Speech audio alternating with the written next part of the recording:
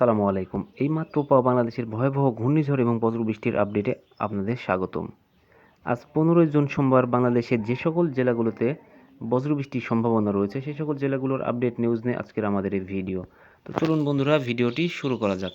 Video শুরু করার আগে আপনাদের ছোট্ট একটি রিকোয়েস্ট, আপনারা যারা আমার চ্যানেলে নতুন তারা আমার চ্যানেলটিকে সাবস্ক্রাইব করে পাশে থাকা বেল আইকন প্রেস করে দিন।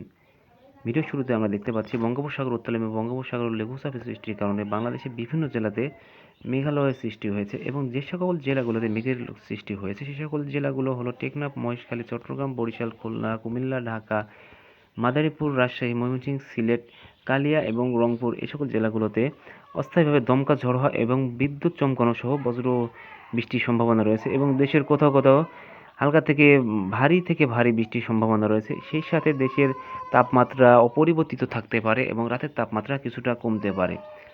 তো চলুন দেখে আসা যাক ইউরোপিয়ান স্যাটেলাইট রাডারে কোন কোন জেলাগুলোতে বজ্র বৃষ্টির সম্ভাবনা রয়েছে 15 তারিখ সারাদিনের। আমরা লক্ষ্য করছি 15 তারিখ সারাদিনের বজ্রসহ বৃষ্টির সম্ভাবনা রয়েছে যে সকল জেলাগুলোতে সিলেট, ময়মনসিংহ, ঢাকা, কালিয়া এবং রংপুর এই সকল জেলাগুলোতে 15 তারিখ সারাদিনের বজ্রসহ বৃষ্টিপাতের সম্ভাবনা রয়েছে এবং হালকা থেকে ভারী বৃষ্টির সম্ভাবনা রয়েছে। তো এই ছিল 15 তারিখ সোমবার আমাদের কাছে থাকা সর্বশেষ খবর। আমাদের চ্যানেলের পাশে থাকার জন্য আপনাদের সকলকে ধন্যবাদ।